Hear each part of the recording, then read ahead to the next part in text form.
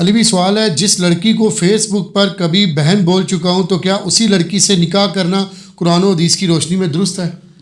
پہلے تو میں کہاں کہ فیس بک تے بھੈਣਾਂ بنائیاں کیوں نے تسی ہیں؟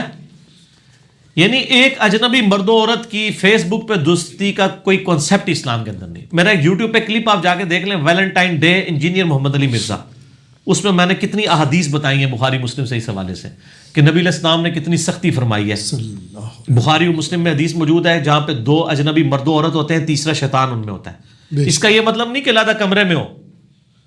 ایک لڑکی بیٹھی ہے امریکہ میں اور اس کا لگدا لانا جڑا ہے وہ پاکستان ہی بیٹھے ہیں، تو وہ ایک کمرے میں ہی علیحدہ ہے. تیسرا شیطان ہے ان میں، کیونکہ اس کی ان چیٹنگ میں تیسرا کوئی معلوم نہیں ہے، وہ تیسرا شیطان ہے. تو فیس بک کی یہ دوستیاں ہی بنفس نفیس خود ہی حرام ہے. باقی شرعی مسئلہ یہ ہے کہ اگر کسی نے کسی کو بہن کہہ بھی دیا تو قرآن پاک میں اس کے بارے میں سورۃ الاحزاب میں آیات نازل ہوئی ہیں کہ جن کو تم اس طریقے سے بیٹا بول دیتے ہو یا بہن بول دیتے ہو، یہ رشتے تمہارے حقیقی نہیں بنتے ہیں. اور یہ عرب میں بھی رواج تھا، وہ زید ابن محمد کہا جاتا تھا زید ابن حارثہ کو، یہ وائس ابین ان کا نام قرآن میں آیا. تو اللہ نے اس رسم کو توڑنے کے لیے زید ابن حارثہ نے جب اپنی بیوی کو طلاق دی سیدہ زینب کو، تو نبی علیہ السلام کی شادی کروا دی اسی عورت کے ساتھ، اور کہا یہ اس لیے کیا ہے تاکہ یہ رسم توڑی جائے کہ منہ بولا بیٹا بیٹا نہیں ہوتا.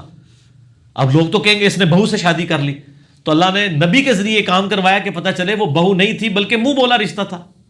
تو منہ بولا بہن بھائی کوئی رشتہ نہیں ہوتا. اگر آپ نے کسی کو بہن کہا تھا اور اب آپ یعنی اس کے ساتھ شادی کرنا چاہتے ہیں تو کوئی مسئلہ نہیں ہے، اور بلکہ اسی کے ساتھ آپ دوبارہ شادی کریں جس کو آپ نے مطلب اگر اس طرح دوستی میں پھنسایا ہوا ہے. بعض لوگ دوستی میں پھنسا کے شادی کہیں اور کرتے ہیں، کام ڈالی رکھتے ہیں، کہتے ہیں یہ تو ٹائم پاس ہے، ہماری بیوی تو بڑی نقاب والی بڑے پردے والی ہونی چاہیے. تو جو آپ کے جو کرتوت ہیں وہ تو اس قابل نہیں ہے. وہ تو سورہ نور کے اندر آیا نا، خبیث مردوں کے لیے خبیث عورتیں اور پاکیزہ مردوں کے لیے پاکیزہ عورتیں ہونی چاہیے. یہ اللہ تعالیٰ ہمارا کہ ایسا ہونا چاہیے، یہ نہیں ہے کہ ضرور ایسا ہی ہوگا کہ جی جو بیچارہ نیک ہے تو اس کو نیک ہی ملے گی، اس کو خبیث نہیں ملے گی، مل سکتی ہے، لیکن اللہ تعالیٰ شایا اس کے ہی ہیں یہ. ٹھیک ہو گیا؟ اور جنت میں تو انشاءاللہ پاکیزہ مردوں کے لیے پاکیزہ عورتیں ہوں گی. تو وہ یہ منہ بولا رشتہ کوئی رشتہ نہیں ہے، اور اگر اس کے بعد شادی ہو جاتی ہے تو آپ یعنی کوئی مسئلہ نہیں ہے. وہ اسلامی بہن تھی نا آپ کی. حضرت ابراہیم علیہ السلام نے تو اپنی بیوی کو بہن کہہ دیا تھا بادشاہ کے فتنے سے ڈرنے کے لیے توریتن، اور پھر کہا کہ میں نے بہن اس لیے کہا کہ اس وقت تو اور میں اسلام کے رشتے میں بہن ہے. ٹھیک. تو بہن اب بھی ہے، وہ اسلامی بہن ہے، لیکن اب بیوی بھی اس کو بنا لیا جائے گا. صحیح. علی بھائی سوال ہے، شکار کرنے کے لیے اسلام میں کسی مہینے کی ممانعت بھی آئی ہے؟ اگر آئی ہے تو وہ مہینے کون کون سے ہیں؟ شکار کرنے کی ممانعت کسی مہینے میں نہیں آئی ہے. حرمت والے 4 مہینوں میں لڑائی اور جنگ و جدل منع ہے، ایون کافروں سے لڑنا بھی منع ہے، الا یہ کہ وہ آپ پہ جنگ تھوپ دے.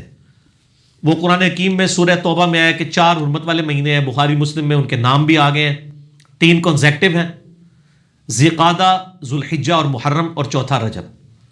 ان میں آپ جنگ کافروں سے بھی نہیں کر سکتے. ہاں اگر وہ آپ پہ جنگ مسلط کر دیں پھر لادا معاملہ ہے. اسی لیے میں یعنی جب یہ حکومتی لیول کے اوپر بھی یہ ضرب عضب کا بھی ڈیسیژن ہوا تھا یا رد الفساد کا، تو میں اس میں نے یہ کہا تھا کہ آپ نے اگر کریک ڈاؤن دہشت گردوں کے خلاف کرنا ہے نا تو ان 4 مہینوں کے علاوہ اور ٹائم رکھیں.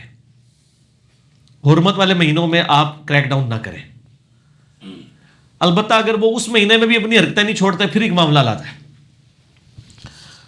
شکار کی ممانعت نہیں ہے، البتہ ان مہینوں میں چونکہ یہ حج کے مہینے جو ہیں وہ مشہور تھے، قرآن حکیم میں آتا ہے الحج اشہر معلومات. حج کے مہینے کون کون سے ہیں؟ رمضان کے بعد ہی شروع ہو جاتا ہے. ٹھیک. رمضان کے بعد شوال، اس کے بعد ذی قعدہ اور ذوالحجہ. یہ 3 مہینے حج کے تھے، کیونکہ پہلے تو 4 گھنٹے کی فلائٹ نہیں ہوتی تھی نا، 4 مہینے پہلے لوگ نکلتے تھے. صحیح. اور پھر میقات سے مکے پہنچتے ہوئے بھی 100 کلومیٹر بنتا تھا. 100 کلومیٹر کا مطلب ہے 2-3 دن کا پیدل راستہ ہوتا تھا. ان 3 دنوں میں بھی آپ نے احرام پہن کے رکھنا ہوتا تھا. تو ان دنوں میں احرام کی حالت میں شکار کرنا منع ہے، وہ سورۃ المائدہ میں آیا ہے. اور اگر کوئی احرام کی حالت میں شکار کر لے تو جس قسم کا شکار اس نے کیا ہے اسی لیول کا ایک جانور وہ حدود حرم میں آ کے دم کے طور پہ قربان کرے گا. اور اگر نہیں کر سکتا تو پھر وہ روزے رکھے گا. سورۃ المائدہ کے اندر آتا ہے. حج پہ مسئلہ نمبر 54A اور B میرا آپ دیکھ سکتے ہیں. تو احرام کے دنوں میں یعنی حرمت والے مہینوں کے اندر اگر کسی نے احرام پہنا ہوا ہے تو محرم کے لیے شکار کرنا منع ہے، عام آدمی کے لیے نہیں. ٹھیک ہے. ایک ہے محرم لفظ. محرم وہ ہوتا ہے جیسے جو آپ کے حرمت والے رشتے ہیں. ایک لفظ ہے محرم جس نے احرام پہنا ہو. ٹھیک ہو گیا. تو محرم جو ہے وہ نہیں کرے گا شکار. باقی لوگ کر سکتے ہیں، کسی بھی مہینے میں کر سکتے ہیں. ویسے وہ مچھلی نہ کہتے ہیں نا جناب، جنہیں مہینے جو رے آندی ہے اس میں صرف مچھلی کھانی چاہیے، باقیوں میں وہ کہتے ہیں جی بیماری ہو جاتی ہے، وہ جسم کے اوپر داغ نکل آتے ہیں. بس سائنٹیفکلی یہ چیز پروف نہیں ہے. ٹھیک ہو. اب تو پورا سال ہی مچھلی ملتی ہے. علی بھی سوال ہے، اگر نماز کی حالت میں زکام کی وجہ سے 3 بار سے زیادہ ناک پہنچنی پڑ جائے تو کیا نماز ٹوٹ جائے گی؟ یہ فقہ حنفی نے مشہور کیا ہوا ہے کہ جی آپ نے 3 دفعہ اگر ہاتھ اٹھا لیا تو آپ عمل کثیر کر لیں گے، اور عمل کثیر جو ہے نماز کو مکروہ تحریمی واجب الادا کر دیتا ہے. یہ اس کے پیچھے ان کے پاس کوئی دلیل نہیں ہے کتاب و سنت سے، یہ محض ان کا باطل مسئلہ ہے. اور پھر جب ان کو کہیں گے جی اس طرح کرنا ہے تو وہ کہتے ہیں جی عمل کثیر سے بچنے کا طریقہ یہ ہے کہ آپ ہاتھ اٹھا کے یوں نہ پوچھیں، بلکہ ہاتھ کو ایسے جسم کے ساتھ یوں ایسے لے. وہ سر طریقہ لکھے ہے تسی ہسدے پہ ہو. وہ کہتے ہیں یہ اٹھانا شمار نہیں ہوگا. اس طرح آپ 20 دفعہ بھی کھجلی، کہتے ہیں اگر آپ کو اب 34 دفعہ کھجلی ہوئی ہے کمر پہ، ایسے کریں گے تو نماز ٹوٹ جائے گی، لیکن اگر آپ ایسے کر کے ایسے جا کے کریں گے نا پھر نہیں ٹوٹے گی. سر یہ لکھا ہوا ہوتا، نہ لکھا ہوا تو آپ مجھے پکڑ لیں، آپ درِ مختار کھول لیں، بہار شریعت کھول لیں، بہشتی زیور کھول لیں، انہوں نے طریقے بھی بتائے ہوئے. سر ایڈی اوکھی رکھنا، اس تو بندہ کہے گا یار میں نماز پڑھ ہی رہا، ایڈی اوکھی ہوگی زکام. آپ نماز کے اندر ضرورتاً کوئی بھی کام کر سکتے ہیں. بخاری مسلم میں موجود ہے، حضرت عبداللہ ابن عباس کہتے ہیں نبی علیہ السلام نماز پڑھ رہے تھے تہجد کی، تو میں بھی رات کے وقت اٹھا تو دیکھا، میں بھی ادھر سویا ہوا تھا، میں بھی حضور کے ساتھ جا کے بائیں طرف کھڑا ہو گیا. تو آپ علیہ السلام نے نماز کی حالت میں کان سے پکڑ کے نا مجھے یوں دائیں طرف کھڑا کیا. ان کے نزدیک ہوتا تو نماز ٹوٹ جاتی، اتنا بڑا عمل کیا. پھر ابو داؤد ترمذی میں سنن اربعہ میں آپ کو حدیث مل جائے گی کہ اگر نماز کے دوران سانپ یا بچھو آ جائے تو اس کو مار بھی سکتے ہو. اسی لیے اندھیرے میں نماز پڑھنے کو ناپسند کیا گیا ہے. ایسی جگہ پہ جہاں پہ خطرہ ہو. اگر کہیں پہ خطرہ نہیں ہے اور آپ بالکل ڈم سی لائٹ میں نماز پڑھتے ہیں مکروہ نہیں ہے، یا آنکھیں بند کرنا مکروہ نہیں ہے. وہ آنکھیں بند کرنے کو اس لیے یعنی علماء نے فقہاء نے یعنی اس لیے لکھا ہے کہ ہو سکتا ہے کوئی اس طرح آ جائے. جی. اور پھر آپ کو خطرہ یہ بھی ہوتا ہے کہ آپ رفع الیدین سے نماز پڑھ رہے ہو کسی ایسی مسجد میں کہ جہاں پہ بغیر رفع الیدین والوں کی مسجد ہو، پھر تو آپ کو آنکھیں کھول کے نماز پڑھنی چاہیے. بلکہ سنن نسائی میں حدیث ہے کہ نبی علیہ السلام نماز پڑھتے ہوئے بغیر گردن ہلائے آنکھوں سے ادھر ادھر دیکھ لیا کرتے تھے. یہ بعض کا ضرورت بھی پڑ جاتی ہے. یعنی آپ نماز پڑھ رہے ہیں تو آپ کوشش کریں آپ گھڑی کے سامنے نماز پڑھیں. اگر یعنی آپ کی گھڑی پہ بھی اگر آپ کو نظر دورانی پڑتی ہے کہ جماعت کا ٹائم نہ ہو جائے تو یہ جائز ہے. گردن نہ ہلے، یہ عمل کثیر نہیں ہوگا. اس طرح زکام اگر کسی کو ہے وہ بار بار پونچھتا ہے تو کوئی حرج نہیں اس کے اندر، پونچھ سکتا ہے. موبائل بول پڑے ایون جی تو موبائل وہ لوگ بولنے دیتے ہیں، وہ کہتے ہیں سمجھتے ہیں کہ جی وہ ایک بندے کی نماز کے ساروں کی خراب ہو رہی ہوتی ہے، وہ سمجھتا ہے میری نماز خراب ہو جائے گی. موبائل نکالیں آرام سے اسے آف کریں. ویسے تو امام مسجد کی ذمہ داری ہے، میں تو جتنی بار بھی جماعت کرواتا ہوں نا موبائل کے حوالے سے اناؤنسمنٹ کر دیتا ہوں کہ موبائل اپنے سائلنٹ کر لیں یا بند کر لیں. مسجد میں جاتے ہی بند کر دینا چاہیے تھا. ایک نئی مصیبت مسلمانوں کے اوپر مسلط ہو گئی ہے. تو آپ اجتہاداً جس طرح آپ صف سیدھی کرواتے ہیں موبائل بھی بند کروایا کریں.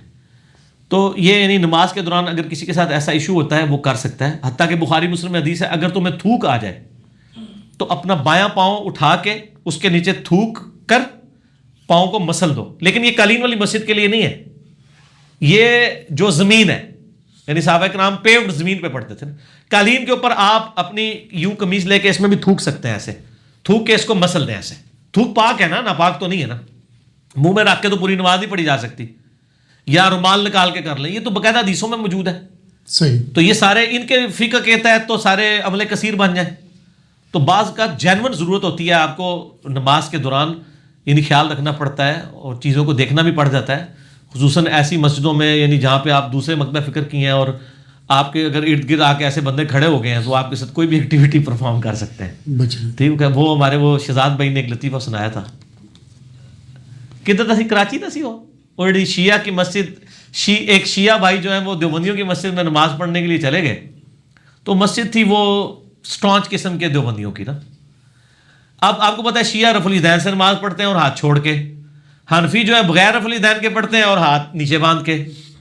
اب جس شیعہ نے پہلے نہ دیکھا ہو کہ حنفی کس طرح نماز پڑھتے ہیں تو وہ کہے گا یار یہ کس طریقے سے نماز پڑھ رہا ہے. اور جس حنفی نے نہ دیکھا ہو شیعہ کس طریقے سے نماز پڑھتے ہیں تو وہ کہے گا یار یہ کس طریقے سے نماز پڑھ رہے ہیں. تو وہ بندہ جب نماز پڑھ کے فارغ ہوا تو اس کو 5-6 وہ داڑیوں والے بڑے بڑے وہ پرنوں والوں نے گھیر لیا اور کہا جی یہ تو کس طرح نماز پڑھ رہا ہے. کہتا ہے میں بھی تو پوچھنے لگا سر تسی کس طریقے سے نماز پڑھ رہے ہو.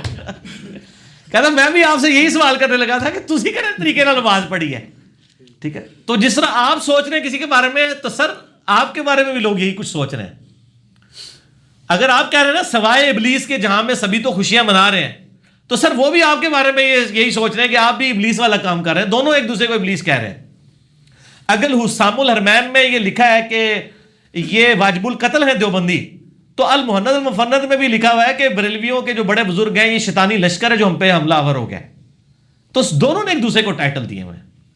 سر پھر ہم تو پھر آپ کو پتہ نا عزب عالی کرتے ہیں سوالات کے ساتھ. اس کو مجلس اس لیے بنایا تھا کہ لائٹر موڈ میں چیزیں کنوے ہوں, کسی طریقے سے دماغ میں ڈرل ہو اور مرنے سے پہلے پہلے آپ کو بات سمجھ آ جائے. کسی کو کوئی بات سمجھ آ جاتی, کسی کو کوئی بات سمجھ آ جاتی ہے. چھوٹی سی بات لوگوں کو ٹریگر کر جاتی ہے. میں آپ کو بتاؤں میری اپنی زندگی میں ایک چھوٹی سی بات جس نے مجھے ٹریگر کیا. میرے ایک آفس کے کولیگ تھے, نئی انہوں نے داڑھی رکھی, ان کے والد صاحب تعویذ دھاگے کا کام کرتے تھے, تو وہ نئے اس طرف آئے, نماز پہلے ہی پڑھتے تھے. مجھے انہوں نے 5,000 روپیہ دیا. یہ میں بات کروں 2007 کی, 2007 کی. اس زمانے میں 5,000 روپیہ, آج 11 نومبر 2018 ہے. مجھے کہتے ہیں جی میں اب دین کی طرف آیا ہوں تو داڑھی رکھ لیے, لوگ مجھ سے مسائل پوچھیں گے, تو آپ نہ مجھے کتابیں دین کے اوپر لا کے دیں کوئی, میں پڑھ لوں تاکہ مجھے مسئلے پہلے ہی پتہ ہوں. تو سارے ہم بھی باپ بھی تھے اس وقت, ٹھیک ہے نا. تو میں نے جناب ان کے لیے بار شریعت خریدی. اچھا جی, اس طریقے سے ملفوظات اعلیٰ حضرت, احکام شریعت, قرآن بھی اس نے ان کو خرید کے دیا, کیونکہ یہ تو ظاہر ڈائریکٹ پڑھنے سے انسان گمراہ ہو جاتا ہے نا, سمجھا کرو نا. تو یہی کہہ رہے ہوتے ہیں نا, ہم بھی یہی کہتے تھے. اچھا, تو اس کو کتابیں میں ابھی بھی, وہ بھی میرے ساتھ ہی ریورٹ ہوا ہے نا. ابھی ہم ایک دوسرے کا بڑا مذاق اڑاتے ہیں, تو میں اس کو کہتا ہوں تم میرے لیے ہدایت کا سبب بنے ہو. ہوا یہ کہ اس میں ملفوظات اعلیٰ حضرت میں وہ عبارت آتی ہے نا کہ نبیوں کی بیویاں قبروں میں پیش کی جاتی ہیں, ان کے ساتھ شباشی کرتے ہیں, نعوذ باللہ. یہ عبارت نا اس نے کہیں پڑھی, تو بیچارہ دنیا دار بندہ تھا, اس نے انڈر لائن کر لی. اگلے دن آفس میں آ کے مجھے کہتا ہے یار یہ منو کیڑی کتاب تو لے کے دیتی ہے اللہ کے بندے, دیکھ دیش کیا لکھا ہے. میں نے کہا کیا لکھا ہے؟ کہنا نہیں پہلے مجھے بتاؤ, اگر کوئی کہے کہ نبیوں کی بیویوں کو قبروں میں پیش کیا جاتا ہے ان کے ساتھ شباش. میں نے کہا استغفر اللہ, اتنی گستاخانہ بات لکھی ہوئی ہے. تو اس نے نا کہا یہ آپ کے اعلیٰ حضرت نے لکھی ہوئی ہے ملفوظات میں. مسئلہ 71B ہے میرا, انڈیا اور پاکستان کے بزرگوں کی 19 گستاخانہ عبارات کا تحقیقی جائزہ, جو سر سینکڑوں نہیں ہزاروں لوگوں کی اصلاح کا سبب ایک لیکچر بنا ہے الحمدللہ. مجھے وہ کہتا ہے یہ دیکھو لکھا ہے. اب جب اس نے کہا اعلیٰ حضرت نے لکھا ہے, اب میرے لیے اعلیٰ حضرت سے اختلاف اسی طریقے سے جیسے کیسے کوئی صحابی سے کوئی اختلاف کر دے, اور میں پہلے کہہ بھی چکا ہوا تھا. تو میں نے درمیان میں نے کہا یار یہ مس پرنٹنگ ہوگی. وہ کہتا ہے یار مس پرنٹنگ کو چھوڑو, اگر یہ انہوں نے لکھا ہے تو یہ غلط ہے. میں نے کہا غلط ہے, انہوں نے بھی لکھا ہے. بس سر یہ ایک قبولیت کا لمحہ تھا, اللہ نے میری بات سن لی کہ میں غلط کو غلط کہنے کی جرت رکھتا ہوں. جب پہلی دفعہ میرے سامنے آیا, میں کتنے دن پریشان رہا کہ یار اتنے بڑے بڑے بزرگ بھی غلطیاں کرتے ہیں. تو میں نے پھر تحقیق شروع کی. اسی دوران میں نے قرآن حکیم کا ترجمہ جو ہے نا پری ڈیٹرمنٹ ریزلٹس کے بغیر پڑھنا شروع کیا. آہستہ آہستہ آہستہ آہستہ چیزیں سمجھ آنا شروع کی, اور آج آپ دیکھ رہے ہیں کہ پوری دنیا میں انجینئر ہو رہی ہے. اس لیے نہیں کہ میری کو تعریف کر رہے ہیں, اس لیے وہ کہتے ہیں یار ایک ایڈی شے آ گئی ہے. وہ جو انجینئر کا فطرہ اٹھا ہے نا, وہ اہل حدیث تو ہم سے زیادہ پریشان ہے. سر تمہاری پریشانی بھی نظر آ رہی ہے. تو سر وہ ہر گلی سے جو انجینئر نکل رہا ہے وہ اس لیے نکل رہا ہے کہ ہر گلی میں ایسے لوگ موجود ہیں جن کے دماغ میں ڈرل اور ان کو بات سمجھ آ جاتی. ایک جملہ کسی کی زندگی بدل سکتا ہے. آپ دیکھیں نا, اوس اور خزرج کی جب لڑائیاں ہوتی تھی یہودیوں کے ساتھ, یہ جنگجو لوگ تھے, ہمیشہ جیت جاتے تھے. تو یہودی کہتے تھے بچو جی اونٹتے تسی جیت جاندے ہو, جب آخری نبی آئیں گے نا ہم ان کے ساتھ ملیں گے, پوری دنیا کو فتح ہم کریں گے, تو پھر ہمارا مقابلہ تم نہیں کر سکو گے. یہ یہودی ان کو تڑی لگاتے تھے. قرآن میں بھی اشارتاً ذکر ہے کہ اس نبی کے آنے سے پہلے سورۃ البقرہ میں تم اس نبی کے وسیلے سے اللہ کی طرف دعائیں کیا کرتے تھے, اس حوالے سے کہ اللہ اس نبی کو جلدی جلدی بھیج. اور آج جب وہ نبی آ گیا تو تم پہلے منکر ہو گئے یہودیوں. اچھا, اب جب اوس اور خزرج حج کرنے کے لیے گئے نا مکہ اور مدینہ شریف سے, وہاں ان کو پتہ چلا کہ ایک پیغمبر ہونے کا دعویٰ کر رہا ہے شخص محمد ابن عبداللہ, اور نبی علیہ السلام بھی مشرکین عرب کے خیموں میں جا جا کے ان کو اللہ کی بات کرتے تھے.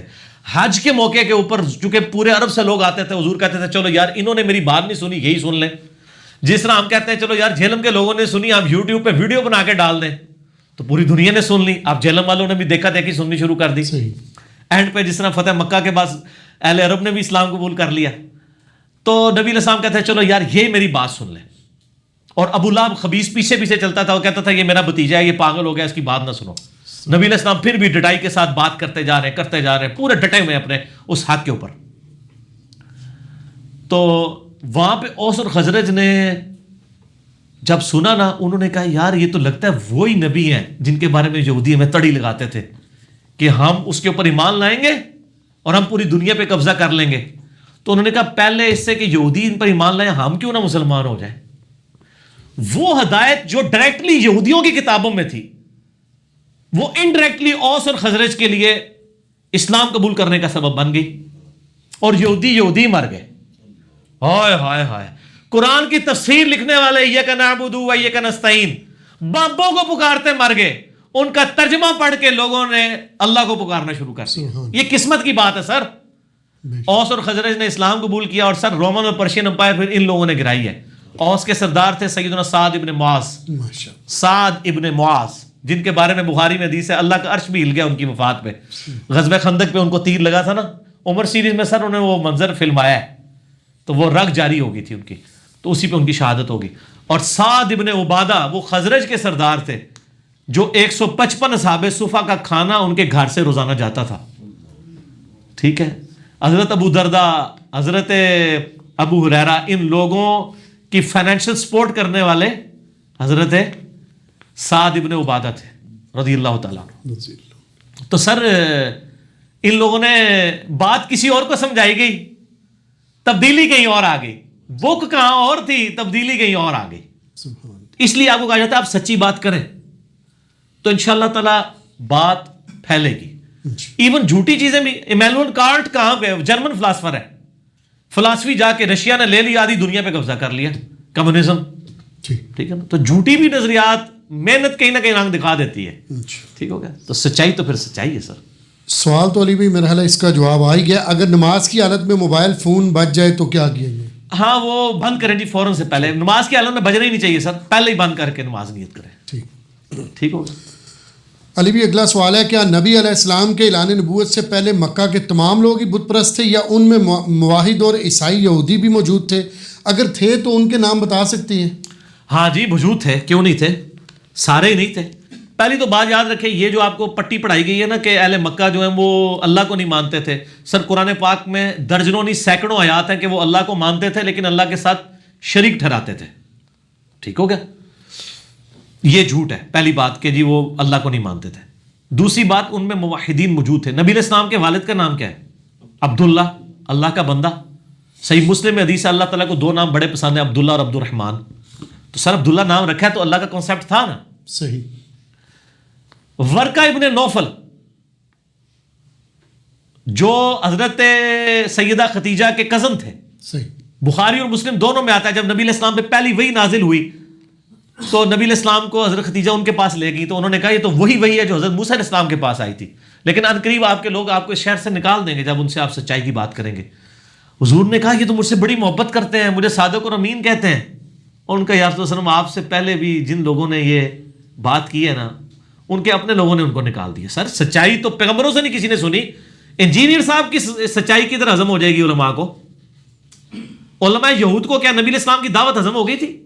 نہیں. تو ان کو آپ کیسے ایکسپیکٹ کرتے ہیں ہضم ہوگی؟ ان کے مفادات ہیں, پبلک کو سمجھے. سمیہ کو اور یاسر کو جو ابو جہل کے غلام ہیں, بات سمجھ آ گئی, ابو جہل کو سمجھ نہیں آئی, آقا کو سمجھ نہیں آئی جو ابو الحکم تھا, حکمت کا باپ. بلال حبشی کو سمجھ آ گئی ہے, امیہ ابن خلف جو اس کا مالک تھا اس کو سمجھ نہیں آئی. ٹھیک ہو, اب میں جب بلال کا ذکر کر رہا ہوں, امیہ ابن خلف کا, تو عمر سیریز میری آنکھوں کے سامنے چل رہی ہے. آیا ٹھیک ہے جی. تو یہ بات جب انسان سمجھنا چاہے تو اس کو سمجھ آتی ہے. اچھا کیا بات ہو رہی تھی وہ کہ یہودی اور عیسائی کو اسلام سے؟ تو ورقہ ابن نوفل عیسائی تھے, موحد عیسائی تھے, اور ان کی پریڈکشن آپ دیکھیں صحیح ثابت ہوئی. نبی علیہ السلام کا زمانہ نہیں انہوں نے پایا. انہوں نے کہا یا رسول اللہ میں اس وقت اگر زندہ رہا جب آپ اعلان نبوت عام کریں گے, پہلے 3 سال تک صرف رشتہ داروں کو بتایا, تو میں آپ کی تصدیق کروں گا. یہ مواحد تھے. ایک اور صحابی ہیں سیدنا زید بن عمر بن نفیل, جن کے بارے میں بخاری میں باب ہے. یہ وہ صحابی ہیں جن کا بیٹا ہے سعید ابن زید عشرہ مبشرہ, حضرت عمر کا بہنوئی, جس کے بارے میں آج میں نے وہ آپ کو بات بھی بتائی ہے کہ ان کی بددعا لگ گئی تھی اس کو. یہ ان کا بیٹا ہے, اور یہ وہی ہے جس کے بارے میں سنن نسائی الکبریٰ میں ابو داؤد میں آتا ہے جب مولا علی علیہ السلام پہ مغیرہ ابن شعبہ اور معاویہ بن ابی سفیان رضی اللہ تعالیٰ عنہما نے انہیں سب و شتم کروایا, تو انہوں نے وہاں پہ عشرہ مبشرہ والی حدیث سنائی تھی کہ ابو بکر جنت میں, عمر جنت میں, عثمان جنت میں, علی جنت میں. اور بلکہ مسند احمد میں آتا ہے حضرت علی کا نام انہوں نے پہلے ذکر کیا, ابو بکر جنت میں, عمر جنت میں, علی جنت میں, عثمان جنت میں, اور کہا تم علی کے اوپر یہ کام کروا رہے ہو جبکہ میں نے حضور سے سنا ہے وہ جنتی ہے. اور ان میں سے 10ویں صحابی وہ خود جنتی, عشرہ مبشرہ میں سے سعید ابن زید. ان کے جو والد تھے ان کا نام تھا زید بن عمر بن نفیل. وہ زمانے جاہلیت میں بھی موحد تھے. بخاری میں آتا ہے نبی علیہ السلام کہتے ہیں کہ میں نے خود دیکھا ہے کہ اس وقت اللہ نے مجھے نبی بنا کے مبعوث نہیں کیا تھا کہ میں یعنی قریش مکہ نے دعوت کی, ابھی حضور نبی نہیں بنے, یعنی اللہ کے علم میں تو ہے, یعنی اعلان نبوت نہیں ہوا. تو وہ کہتے ہیں کہ مشرکین عرب نے میرے سامنے کھانا رکھا تو میرے ساتھ زید بھی بیٹھا ہوا تھا, تو یہ فوراً اٹھ گیا, اس نے کہا میں بتوں کے نام کا ذبیحہ نہیں کھاتا ہوں. ہائے ہائے ہائے. اور بخاری میں یہ آتا ہے ایک صحابی سیدہ اسما بنت ابو بکر کی جو بڑی بیٹی ہیں حضرت عائشہ کی بڑی بہن, وہ کہتی ہیں میں نے زید کو خود دیکھا ہے خانہ کعبے کی دیوار کے ساتھ ٹیک لگا کے وہ دعائیں کیا کرتے تھے, اے اللہ میں تجھے صرف اکیلا تجھے پوچھنا چاہتا ہوں لیکن مجھے کوئی سچائی نظر نہیں آتی, تو گواہ رہنا کہ میں ابراہیم کے دین کے اوپر ایک خدا کا ماننے والا ہوں. تو موحد تھے وہ, پوری امت بن کے اٹھائے جائیں گے وہ قیامت والے دن, یعنی ان کو ہم رضی اللہ عنہ کہتے ہیں. اور دیکھیں اللہ نے ان کے بیٹے کو صحابی بنایا ہے اور شروع کے مسلمانوں میں سے بنایا, سابقون الاولون اور عشرہ مبشرہ سعید ابن زید. تو ان کے والد بھی یعنی موحد تھے. تو اس طرح کے لوگ موجود تھے جو دین ابراہیمی کے اوپر قائم تھے, جو شرک نہیں کرتے تھے. بہرحال اکثریت جو ہے مشرک تھی. جزاکم اللہ. علی بھی اگلا سواب, جب اللہ تعالیٰ نے آدم علیہ السلام کی غلطی معاف فرما دی تھی تو قیامت کے دن ان کو دوبارہ وہ غلطی کیوں کر یاد کرائی جائے گی؟ یاد نہیں کرائی جائے گی, وہ خود یاد کریں گے. ٹھیک ہے. ایک شریف آدمی ایسا ہی ہوتا ہے, اس سے زندگی میں جب کوئی غلطی ہوتی ہے نا, وہ معاف بھی ہو جائے نا تو بار بار اس کا ذکر کر کے اپنے نفس کو ملامت کرتا ہے. صحیح, یہ نیچرل ہے دنیا کے اندر بھی. چونکہ قیامت والے دن غضب کا دن ہے اللہ کے, اور اس دن اللہ نے اپنا نام غفور الرحیم نہیں رکھا ہوا, القہار. ہاں, لمن الملک اليوم للہ الواحد القہار, سورہ المؤمن جسے سورہ غافر بھی کہتے ہیں. آج کے دن کس کی بادشاہت ہے؟ اس اکیلے قہار اللہ کی. تو سر جب قہار نام ہو تو پیغمبروں کو تو اپنی وہ غلطیاں بھی یاد آئیں گی جو معاف ہو گئی ہیں, کیونکہ کہہ رہا ہے نا جی. بے شک. تو بخاری مسلم دونوں میں حدیث شفاعت پہ میرا لیکچر ہے, مسئلہ 88B, وہ آپ دیکھ لیں. حضرت آدم کہیں گے مجھ سے غلطی ہوئی, میں نے وہ شجر کھا لیا. حضرت نوح علیہ السلام کہیں گے میں نے اپنے کافر بیٹے کے لیے دعا کر دی. تم موسیٰ کے پاس چلے جاؤ, موسیٰ علیہ السلام کہیں مجھ سے بندہ قتل ہو گیا تھا. تم ابراہیم کے پاس چلے جاؤ, ابراہیم علیہ السلام کہیں گے مجھے دنیا میں 3 دفعہ توریتاً جھوٹ بولنا پڑا, مجھے آج اپنی غلطی یاد آ رہی ہے. تم جو ہے وہ عیسیٰ کے پاس چلے جاؤ, اس طرح تمام نبیوں سے ہوتے ہوئے عیسیٰ علیہ السلام کہیں گے کہ آج ایک ہی شخص ہے جس کی اگلی اور پچھلی ساری غلطیاں, گناہ تو نہیں ہم لفظ بولتے, ساری غلطیاں اللہ نے معاف کر دی ہیں, تم محمد رسول اللہ کے پاس جاؤ. تو نبی علیہ السلام فرماتے ہیں لوگ میرے پاس آئیں گے, انا سید الاولین والآخرین, میں تمام گزرے ہوئے اور جو آنے والے ہیں ان کا سردار ہوں قیامت والے دن. تو سر وہ دن بڑا سخت ہوگا. اسی میں الفاظ ہیں کہ تمام نبی کہیں گے نفسی نفسی, اور نبی علیہ السلام جو ہے وہ امتی امتی کریں گے. کہیں گے اور نبی اذهبوا الی غیری, میرے حضور کے لبوں پر انا لہا ہوگا. یہ بخاری مسلم کے الفاظ ہیں کہ اور نبی کہیں گے کسی اور کے پاس جاؤ, اور نبی علیہ السلام کہیں گے میرے پاس آؤ, آج میں تمہارا خطیب ہوں اللہ کی بارگاہ میں. وہ بھی اس لیے کہ نبی علیہ السلام کو اللہ تعالیٰ نے یہ بشارت دنیا میں دے دیا, انا فتحنا لک فتحا مبینا. ٹھیک ہے جی. اس میں جو ترجمے میں گڑبڑ کی ہوئی ہے نا, وہ آپ یوٹیوب پہ میرا ایک کلپ دیکھ لیں. ٹھیک ہے, سورہ فتح کی آیت نمبر 2 اور امام بریلوی صاحب, وہ اس میں نے اس کو بریف کیا ہے. تو وہ سر شریف آدمی ڈرتا ہی ہے, معافی کے بعد بھی ڈرتا رہتا ہے کہ کہیں دوبارہ سے معاملات اس لیول پہ نہ کھل جائیں کہ تم نے یہ کیوں کیا. اور سر کھلے گا ایک معاملہ، وہ قرآن میں بھی آیا ہے حضرت عیسیٰ علیہ السلام کا، سورہ مائدہ کا آخری رکوع ہے، اللہ فرماتا ہے ہم عیسیٰ ابن مریم کو کھڑا کریں گے. ہائے ہائے ہائے ہائے. سر جب میں نے یہ پہلی دفعہ آیات سنی تھی نا میں کانپ گیا تھا، بلکہ میں جتنی بار آیات پڑھتا اور سنتا ہوں نا میں ہل جاتا ہوں کہ ایک ایسا شخص جس کو قرآن میں کہا گیا وجیہن فی الدنیا والآخرہ، دنیا اور آخرت کی زندگی میں اللہ تعالیٰ کے نزدیک وجاہت والا ہے. اور قرآن میں اللہ تعالیٰ کہتا ہے وہ اللہ کی روح ہے اور پورے جہان والوں کے لیے نشانی ہے اور اولو العزم پیغمبر ہے اور اللہ کے اذن سے مردوں کو زندہ کرتا ہے، مادرزاد کوڑی لوگوں کو شفا دیتا ہے، اندھوں کو دھیلے نہیں جن کے ادھر بھی مٹی رکھ کے ہاتھ پھیرتا ہے تو وہ سیدھے یعنی ان کی آنکھیں آ جاتی ہیں، اور پرندے کی مورت بنا کے اس میں پھونک مارتا ہے اللہ کے اذن سے وہ پرندہ بن جاتا ہے. سر اتنے بڑے بڑے معجزات جس بندے کو دیے ہوں، جس کی پیدائش معجزانہ، سر جس کا زندہ اوپر اٹھایا جانا معجزانہ، اس کی زندگی شروع سے لے کے اینڈ تک معجزہ ہی معجزہ ہے، اس کو اللہ تعالیٰ قیامت والے دن اٹھا رہا ہے. سورۃ المائدہ کا آخری رکوع اوئے ہوئے آیت نمبر 116 سے آنورڈ. وَإِذْ قَالَ اللَّهُ يَا عِيسَى ابْنَ مَرْيَمَ أَأَنْتَ قُلْتَ لِلنَّاسِ اتَّخِذُونِي وَأُمِّيَ إِلَٰهَيْنِ مِن دُونِ اللَّهِ. اے عیسیٰ ابن مریم کیا تو نے اپنے ماننے والوں سے کہا تھا کہ لوگ تجھے اور تیری ماں کو پوجنا شروع کر دیں مجھے چھوڑ کے؟ ہائے ہائے ہائے. یہ اللہ کو نہیں پتا کہ عیسیٰ نے یہ کہا ہے کہ نہیں،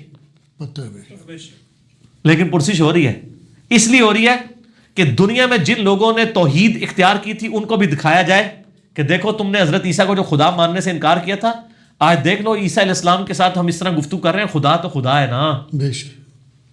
اسی سورۃ المائدہ کی آیت نمبر 17 میں آتا ہے اگر اللہ ارادہ کرے عیسیٰ کو اس کی ماں کو سب لوگوں کو ہلاک کر دے، کون اللہ کو پوچھ سکتا ہے؟ تم عیسیٰ کی پوجا کر رہے ہو، اللہ چاہے تو عیسیٰ اس کی ماں کو ہلاک کر دے. بے شک. اور یہ ہمارے نبی الاسلام کے بارے میں بھی ہے، قل ارایتم ان اہلکنی اللہ ومن معی. اے نبی فرما دو اگر مجھے اللہ اور میرے اصحاب کو ہلاک کر دے تو کافرو تم کس کھیت کی مولی ہو کہ تم لوگ بچ سکتے ہو؟ ہم ڈرتے رہتے ہیں اس معاملے میں. تو اب عیسیٰ علیہ السلام کا ذرا آپ دیکھیں کانفیڈنس کیسا لوز ہوتا ہے. قال سبحانک، پہلے تو اللہ کو ٹھنڈا کرتے ہیں، اللہ تو پاک ہے. ہائے ہائے. ما یکون لی ان اقول ما لیس لی بحق، مجھے کب یہ شایع تھا، میری یہ کیسے جرت تھی کہ میں وہ کلیم کر دوں جس کا میں حقدار ہی نہیں ہوں؟ میری کیسے جرت ہو سکتی ہے اللہ؟ اے اللہ تو پاک ہے، تو غلطی نہیں کر سکتا. تو اگر مجھے یہ بات بتا رہا ہے تو یقیناً تجھے کوئی غلطی نہیں لگی ہوئی ہے، لیکن پھر بھی میں اپنی جسٹیفیکیشن دیتا ہوں کہ اللہ میں نے یہ کام نہیں کیا. سبحان. ان کنت قلتہ فقد علمتہ، اگر اے اللہ میں نے دنیا میں کوئی ایسا کلیم کیا تیرے علم میں تو ہوگا. ہائے ہائے ہائے ہائے. کانفیڈنس کیسا لوز ہوا ہے. ایک طرف نہیں کیا ہوا پھر بھی کہہ رہے ہیں یا اللہ اگر میں نے کیا تو تجھے تو پتا ہوگا. تعلم ما فی نفسی، تو جانتا ہے جو کچھ میرے جی میں ہے. ولا اعلم ما فی نفسک، اے اللہ جو کچھ تیرے دل میں ہے میں وہ نہیں جانتا. اگر میرے دل میں بھی کہیں خدا بننے کی خواہش تھی نا تو تجھے تو پتا ہوگی، تجھے تو پتا ہے میں نے ایسا نہیں کیا. بے شک. انک انت علام الغیوب، بے شک تو تمام غیبوں کا جاننے والا ہے. ما قلت لهم الا ما امرتنی به، اے اللہ میں نے تو اپنے ماننے والوں کو تو صرف وہی بات کا حکم دیا جس کا تو نے مجھے حکم دیا تھا. ان اعبدوا اللہ ربی و ربکم، عبادت کرو اس رب کی جو میرا بھی رب ہے تمہارا بھی رب ہے. بے شک. وکنت علیہم شہیدا، اور اللہ تو بھی گواہ اس بات کے اوپر، ما دمت فیہم، اور میں بھی گواہ ہوں اس بات پر جب تک میں ان میں رہا. کنتو ہے، میں بھی گواہ ہوں اس بات کے اوپر جب تک میں ان میں رہا کہ ان کو میں نے شرک نہیں سکھایا. فلما توفیتنی، جب تو نے مجھے توفی کر لیا، اٹھا لیا، کنت انت الرقیب علیہم، اس وقت تو ہی ان کے اوپر گواہ تھا. وانت علی کل شیء شہید، اور تو ہر چیز کے اوپر گواہ ہے. ان تعذبہم فانہم عبادک، اگر تو انہیں عذاب دیتا ہے تو اللہ تیرے بندے ہیں، تو جو چاہے کر سکتا ہے.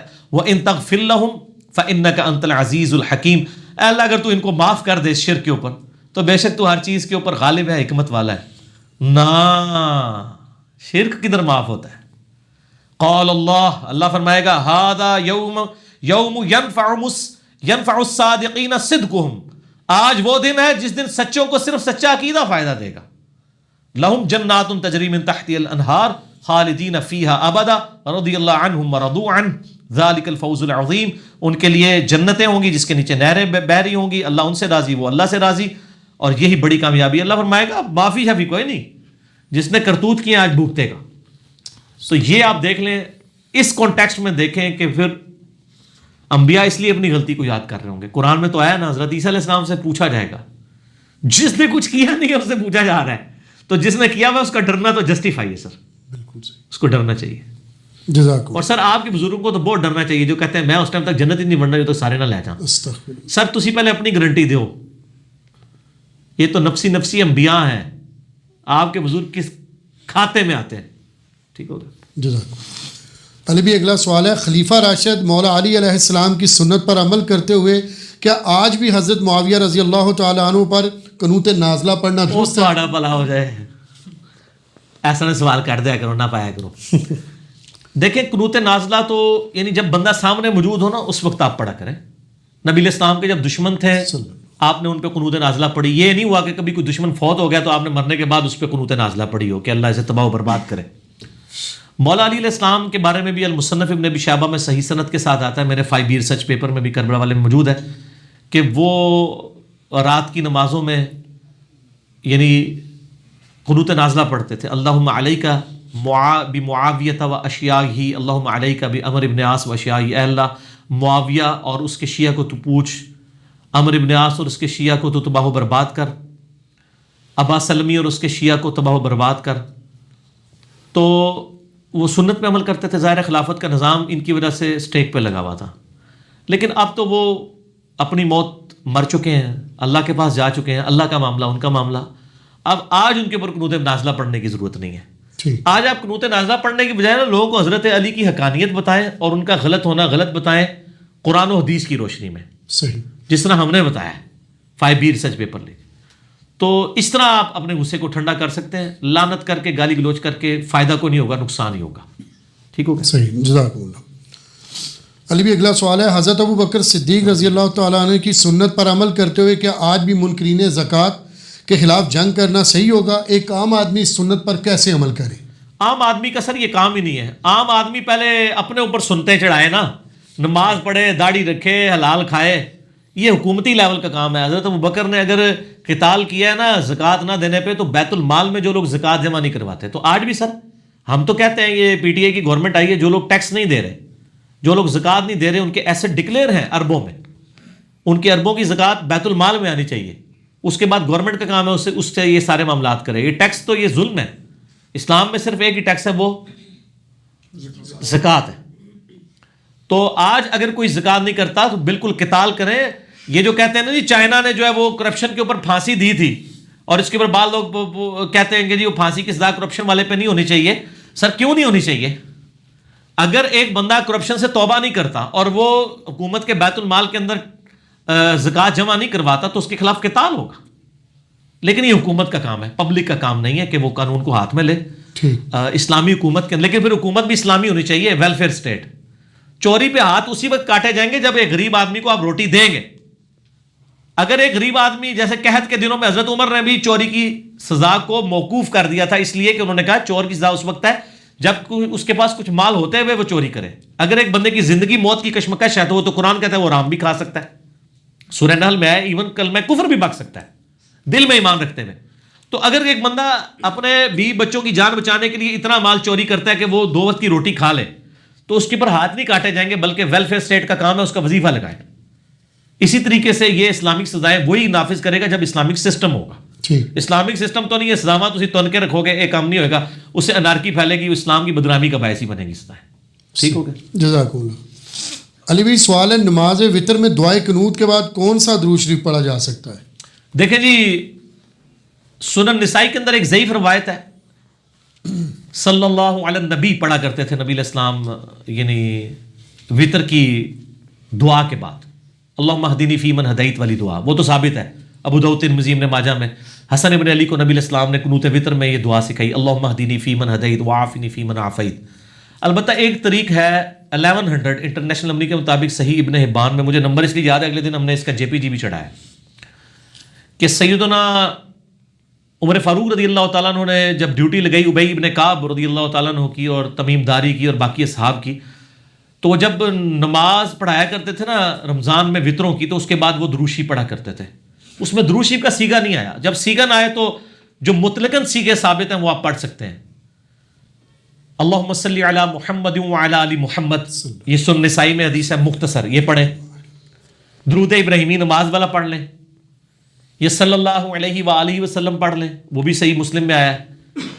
تو درود کے اوپر مسئلہ 56 دیکھ لیں. جو سنت سے درود ثابت ہیں وہ والے درود آپ کوئی بھی پڑھ سکتے ہیں. سب سے بہتر ہے درود ابراہیمی پڑھیں. اگر مختصر پڑھنا ہے تو اللہم صلی علی محمد وعلی آل محمد, جو درود ابراہیمی کا شروع کا حصہ ہے, جو سنی شیعہ دونوں کے ہاں یعنی صحیح سنت سے ثابت ہے. تو یہ والا درود پڑھیں. اور دعائے قنوت کے اندر درود پڑھنا چاہیے دعائے قنوت کے فوراً بعد. جزاک اللہ. علی بھی اگلا سوال ہے, بسم اللہ الرحمن الرحیم. وَلَقَدْ يَسَّرْنَا الْقُرْآنَ لِلذِّكْرِ فَهَلْ مِن مُدَّكِّرٍ کے ترجمہ میں کسی جگہ نصیحت کے لیے آسان کر دیا گیا الفاظ آتے ہیں اور کسی جگہ یاد کرنے کے لیے آسان کر دیا. کون سے ترجمہ کو فالو کریں؟ یہ سر یہ قرآن شریف سے مولانا شریف کو نکال لیں گے تو ترجمہ صحیح ہوگا نا. صحیح. پہلی بات ہے آپ نے بسم اللہ پڑھی, بسم اللہ سے زیادہ ضروری اعوذ باللہ پڑھنا ہے. سورۃ النحل میں آیا کہ جب بھی قرآن کی تلاوت کرو تو اعوذ باللہ من الشیطان الرجیم پڑھ لیا کرو. شیطان مردود کے اگینسٹ اللہ کی پناہ مانگ لیا کرو. تو سورہ التوبہ سے پہلے بھی اعوذ باللہ پڑھنی چاہیے. البتہ جب سٹارٹ کر رہے ہو تو بسم اللہ کے بغیر پڑھیں. اگر بیچ میں سے آپ پڑھ رہے ہیں تو بسم اللہ بھی پڑھ سکتے ہیں سورہ توبہ میں بھی. تو ایک میں نے شرعی مسئلہ بھی آپ کو بتا دیا اس میں. جزاکم اللہ خیر. تو یہ جو وَلَقَدْ يَسَّرْنَا الْقُرْآنَ لِلذِّكْرِ فَهَلْ مِن مُدَّكِرٍ جو قرآن میں آیت ہے, یہ کم از کم 5 دفعہ ریپیٹ ہوئی ہے سورۃ القمر میں. ہم نے قرآن نصیحت کے لیے آسان کر دیا تو ہے کوئی سمجھنے والا, یہ ہے اس کا مطلب. وَلَقَدْ يَسَّرْنَا الْقُرْآنَ لِلذِّكْرِ, ذکر عربی میں کس کو کہتے ہیں؟ یاد دہانی کو. جو بھی آپ ذکر کرتے ہیں سبحان اللہ الحمدللہ, اسے ذکر کیوں کہتے ہیں؟ اللہ کی یاد. قرآن میں آیا اِنَّا نَحْنُ نَزَّلْنَا الذِّكْرَ وَإِنَّا لَهُ لَحَافِظُونَ, سورۃ الحجر آیت نمبر 9. اس الذکر سب سے بڑی یاد دہانی کو ہم نے نازل کیا, ہم اس کی حفاظت کرنے والے. یہ یاد دہانی کس چیز کی ہے؟ آخرت کی, اللہ کی یاد. صحیح. تو جب ذکر کا لفظ موجود ہے, یہ اصل میں 2 نمبری پتہ کیا ہوئی ہے؟ یاد دہانی لفظ جو ہے نا, اس سے انہوں نے 2 مقصد اچیو کر لیے ہیں. اپنی پبلک کو بھی گولی کروا دی ہے اور ہمارے جیسے لوگوں کو بھی گولی کرانے کی کوشش کی. سر سانو کرا نہیں سکتے, صرف کوشش کرتے ہو, سانو نہیں کرا سکتے. کیوں؟ کیونکہ نام ہے بابی, نام ہے بابی, میں ہوں مسلم علمی کتابی. انہوں نے پتہ کیا کیا ہے؟ ہم نے قرآن یاد دہانی کے لیے آسان کر دیا ہے کوئی یاد کرنے والا. اس سے ایک عام آدمی کیا سمجھے گا؟ ہم نے قرآن حفظ کرنے کے لیے آسان کر دیا, یہی سمجھے گا نا. انہوں نے بڑی چلاکی کی آپ سے. یہ یاد دہانی سے مراد ہے کسی کو یاد کروانا. میں اگر آپ کو یاد کرنا ہی آیا ہوا تھا, اس کا کیا مطلب ہے؟ میں آپ کو نصیحت کر رہا ہوں. یاد کرنا, پچھلی بار تو موٹر سائیکل اتنا تیز چلا رہا تھا, تیرا ایکسیڈنٹ ہوا. تو یہ جو میں یاد دہانی کروا رہا ہوں اس کو کیا کہہ رہا ہوں؟ نصیحت. نصیحت کے لیے انہوں نے ایڈی مشکل اردو کٹی کہ تاکہ کسی قرآن کو ترجمے نہ پڑھ ہی نہ لیں. اور جب ہم یہ کہ آپ نے ترجمہ غلط کیا, وہ کہیں گے جی ہم نے دیکھا نا یاد دہانی کیا ہوا ہے نا, یعنی نصیحت. اور عام آدمی سمجھ رہا ہے قرآن حفظ کرنے کے لیے آسان ہے تو ہے کوئی حفظ کرنے والا. اور اللہ نے کیا کہا تھا؟ قرآن ہم نے یاد دہانی نصیحت کے لیے آسان کر دیا, ہے کوئی نصیحت حاصل کرنے والا. قرآن نصیحت کے لیے دنیا کی آسان ترین کتاب ہے اور اس کا پرائمری مقصد بھی نصیحت ہے.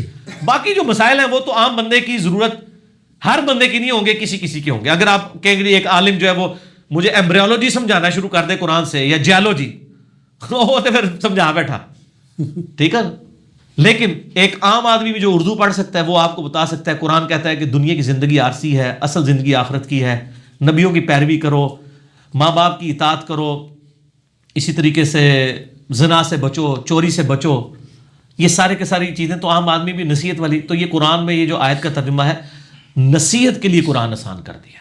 مسئلہ نمبر 115 میرا دیکھنے, اور انشاءاللہ یہ محفل قرآن جب ہوگی نا اس وقت یہ ساری انجینئرنگ ہوگی.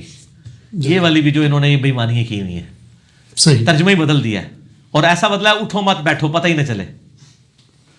یہ طریقہ واردات ہوتا ہے نا. جیسے بارش شریف میں لکھا ہے قبروں کا طواف تعظیمی حرام ہے, البتہ اگر برکت کے لیے گردے مزار پھیرے تو حرج نہیں. ہوں کیڑے پاسے جائے بندہ, ایک عام آدمی پوچھ لے کہ یار آپ نے جو ہے وہ لکھ دیا ہے جی گردے مزار برکت کے لیے پھیلا جا سکتا ہے, تو اس کو کیا جواب دیں گے؟ اس کو کہیں گے یار پیچھے پڑھو نا, میں لکھا نا طواف تعظیمی حرام ہے. الزام لگا رہے ہو علماء ہوتے. اور کوئی طواف والا آ جائے کہ آپ نے لکھا جی طواف تعظیمی حرام ہے قبر کا, کہیں گے سر آگے بھی پڑھو نا. کہ گرد مزار اگر برکت کے لیے پھرے تو ٹھیک ہے، اٹھو مت بیٹھو. یہی کام المہند المفند میں انہوں نے کیا ہے. وہ کہتے ہیں رہا بزرگان دین کی قبروں اور سینوں سے فیض حاصل کرنا. اب سینے سے پتہ نہیں ٹیکا لگا کے فیض نکالتے ہیں، ٹھیک ہے، کیونکہ اگر ان کی تعلیمات سے حاصل کرنا ہے وہ تو زبان سے بولیں گے تو حاصل ہوگا نا، سینے سے کیسے کوئی چیز نکالی جاتی ہے. ٹھیک ہے، میں اس پہ لفظ نہیں بولنا چاہتا، مطلب وہ کوئی انہوں نے دودھ تو نہیں پلانا، ٹھیک ہے. سینے سے فیض کیسے حاصل کریں گے؟ سینے سے مراد یہ ہے کہ وہ جب جفی ڈالیں گے اور سارا علم ٹرانسفر کر دیں گے، وہ یہ کہنا چاہ رہے ہوتے ہیں.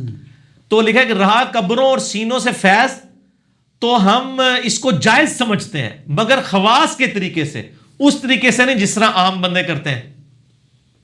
کتنی بڑی انجینئرنگ کرنے کی کوشش کی ہے، لیکن سر تسی انجینئر تو ہے نہیں ہو، تسی انجینئرنگ کر ہی نہیں سکتے. تواڈے نال انجینئرنگ ہوئے گی انشاءاللہ تعالی 22 نمبر مرتبان دے ذریعے. احمد دیوا تواڈا شراب بھی سنا دینا ہے 22 نمبر مرتبان والا. اچھا، تو یہ کس طرح کہ جب کوئی شخص جائے گا اور کہے گا جی آپ نے کیا لکھ دیا قبروں سے فیض، یہ تو بریلویوں والا کام ہے، وہ کہیں گے سر آپ دیکھیں ہم نے لکھا ہے کہ عام طریقے سے جو ہو رہا ہے نا وہ غلط، ہم بھی اس کو کہتے ہیں. یہ خاص طریقے سے. خاص طریقہ کیڑا ہے وہ میں پھر دسیا ہے، بس میں نے ریسرچ پیپر نمبر 6 لکھا ہے کہ اشرف تھانوی صاحب کے ایک پیر بھائی تھے، وہ ان کی قبر کے اوپر اشرف تھانوی صاحب کہتے ہیں جا کے کہتے تھے اور قبر سے ان کو روزانہ ایک روٹی مل جایا کرتی تھی. میں نے سارے واقعات پھر لکھے ہیں. یہ نہیں بتاتے تھے، ہم نے کہا آپ کے خواص کے طریقے کے آپ کو خواص بتا دیتے ہیں. ریسرچ پیپر نمبر 6 پڑھ لیں کہ آپ کے بزرگ بھی اسی طریقے سے فیض حاصل کرتے تھے جس طرح عوام کرتی ہے. اچھا، تو اس میں وہ ایک یہ بھی لکھا ہے کہ قاسم نوتوی صاحب جب کسی قبر پہ جاتے اور کوئی نہ دیکھ رہا تھا تو کہتے کہ اس بزرگوں کو قبر والے کو مخاطب کر کہتے ہیں حضور ہمارے لیے دعا کریں. سر یہ جو آپ کہہ رہے تھے نا اس وقت ایک بندے نے دیکھ لیا تھا، اس نے ایک کتاب میں بھی لکھ دیا ہے. آپ کی ایک اس نے خفیہ ویڈیو بنا لی تھی، یہ پھر اس نے ہی لکھا ہے جس نے دیکھا ہے کہ جب کوئی نہ دیکھ رہا تھا انہیں کہا میرا بندہ دیکھ رہا ہے، اور ان کو پتا نہیں لکھ دینا ہے بھائی ساڑھے گاٹے فٹ ہو جانا ہے، انجینئرنگ ہو جانی ہے. سر یہ ریسرچ پیپر نمبر 6 ہے، قبروں سے فیض کے عقیدے کا تحقیقی جائزہ، اہل سنت پاک.com سے ڈاؤن لوڈ کر کے پڑھیں. تو جب کوئی کہہ دے کہ جناب یہ آپ نے کیا لکھ دیا، وہ کہیں گے جی ہم نے تو لکھا نا خواص کے طریقے سے، یہ تو بریلوی تو مشرک ہیں، یہ جو کرتے ہیں غلط ہے، ہم نہیں اس کو مانتے. میں نے اس میں بتایا کہ انہوں نے لکھا ہے کہ قاسم نوتوی صاحب نے 6 سال کے بعد مرنے کے قبر سے نکل کے دیوبند مدرسے میں آ کے 2 مولویوں کی صلح کرا کے دوبارہ قبر میں چلے گئے. جی یہ خواص کا طریقہ ہے سر، یہ عام آدمی تو سوچ بھی نہیں سکتا. یہ خواص کا طریقہ بھی انہوں نے لکھا ہے. عام او خواص کا طریقہ عوام سے بھی زیادہ بدتر ہے. ٹھیک ہو گیا. تو یہ سارے واقعات انہوں نے لکھے میں انشاءاللہ تعالی اس کی بھی انجینئرنگ کبھی ہم نے ریسرچ پیپر میں تو کر دی ہوئی ہے. اب اگر کوئی بندہ چلا گیا اور وہ کہے کہ جی آپ تو بزرگوں کو نہیں مانتے ہیں، یہ آپ دیکھیں آپ نے لکھا ہے کہ جی جناب ہم بزرگوں سے یعنی یہ جو عوام الناس طریقہ سے کر رہی ہے غلط ہے، تو اس کو کہیں دیکھیں ہم نے لکھا ہے جائز بھی ہے. ہم بالکل ہم وابی نہیں ہے. المہند کا پورا ٹاپک یہ ہے کہ ہم وابی نہیں ہیں، ہمیں وابی نہ کہو. سر اسی بھی وابی بھی نہیں ہے، نہ اسی بابی ہیں، آپ بابی ہیں. آپ کو لکھنا چاہیے تھا ہم بابی ہیں، ٹھیک ہے، لیکن ہم تو نہ وابی نہ بابی، نہ میں وابی نہ میں بابی، میں ہوں مسلم علم کتابی. تو سر یہ طریقہ واردات ہوتا ہے. یہ مفتی منیب الرحمان حافظہ اللہ تعالی جو پچھلے 20 سال سے رویت ہلال کمیٹی کے چیئرمین ہیں، ان کے اوپر میرا ایک یوٹیوب پہ کلپ بھی ہے، مفتی منیب الرحمان کا امام کعبہ پر فتویٰ، لاکھوں لوگوں نے یوٹیوب پہ دیکھا ہے. ان سے جیو کے انٹرٹینمنٹ چینل کے اوپر کسی نے سوال پوچھا کہ امام کعبہ کے پیچھے نماز ہو جاتی ہے. سر یہ کوئی 4 آرڈر ڈفرینشیل ایکویشن تو اس نے آپ سے نہیں پوچھی تھی، یا اس نے یہ تو نہیں پوچھا تھا کہ زمین کا سرکمفرنس کتنا ہے کہ آپ سوچ میں پڑ گئے. انہوں نے جواب تو یہی دینا چاہیے تھا کہ ہو جاتی ہے نہیں ہوتی، لیکن انہوں نے وہی کام کیا، زو مانی جملہ بول دیں. ان کا اگر آپ کا دل مانتا ہے تو پڑھ لیں، اگر دل نہیں مانتا تو نہ پڑھے. ہائے صدقے جاواں. لیکن سر اس کی انجینئرنگ میں کرتا ہوں، یہ کتنی معرفت والا جملہ انہوں نے بولا ہے.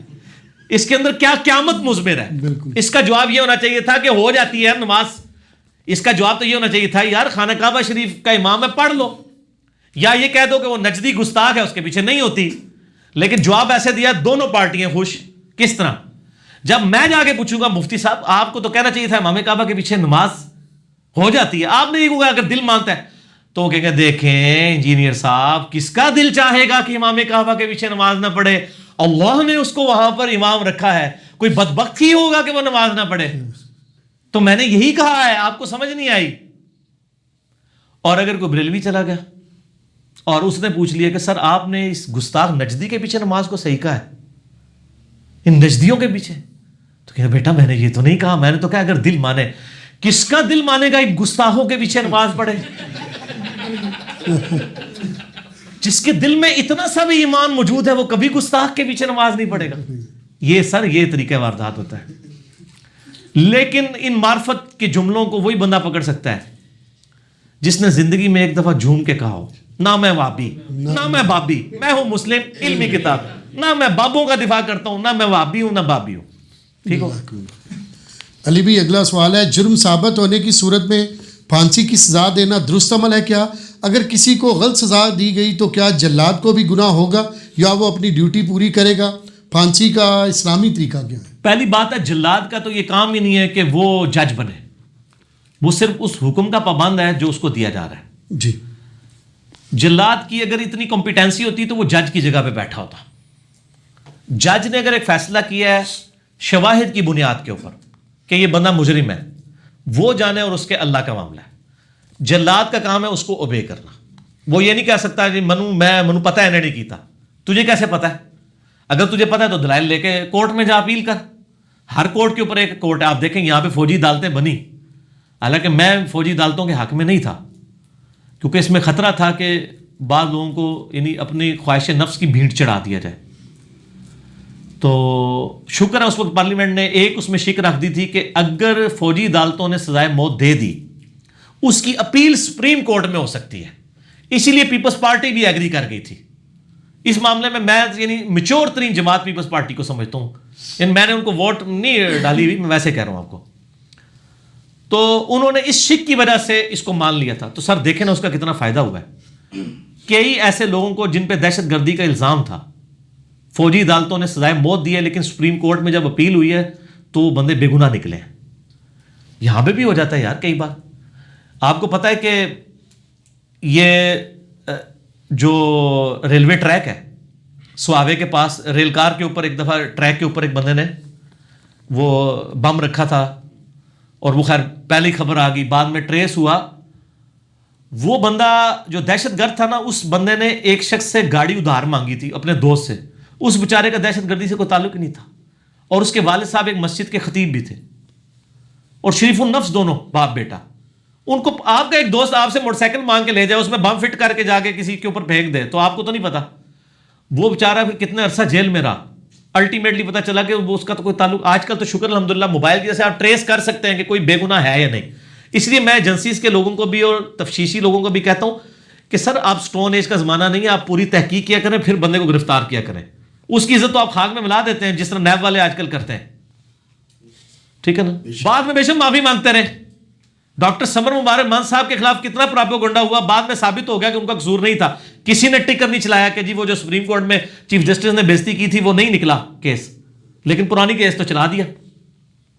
اسی طریقے سے ایکس پرائم منسٹر جو نواز شریف صاحب, ہمیں بھی ان سے اختلاف ہے, ان کے بارے میں جو ایک خبر چلا دی کہ جی انہوں نے پتہ نہیں کتنے ارب ڈالر چائنا میں بھیج دیے, ادھر بھیج دیے انڈیا میں, ان کی اکانومی اوپر چلی مارن جی, اور بعد میں فیک نیوز نکلی, لیکن کوئی خبر نہیں آئی اخبار کے اندر کہ وہ فیک نیوز تھی.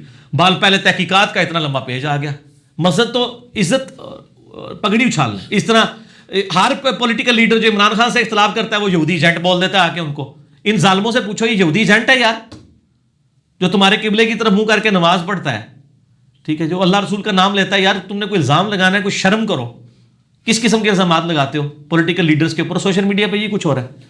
تو اس لیے سپریم کورٹ کے اوپر وہ کیس گیا, اس طرح کے کئی کیسز گئے اور وہاں سے کالعدم ہو گئی سزائیں.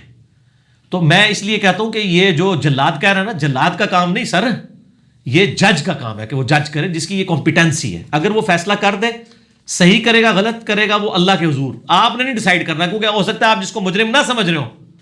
پاکستان میں اگر ایک فرقے کا بندہ دوسرے فرقے کے مولوی کو مار دے تو دوسرے فرقے والا تو اس کو مجاہد ملت ہی سمجھتا ہے نا.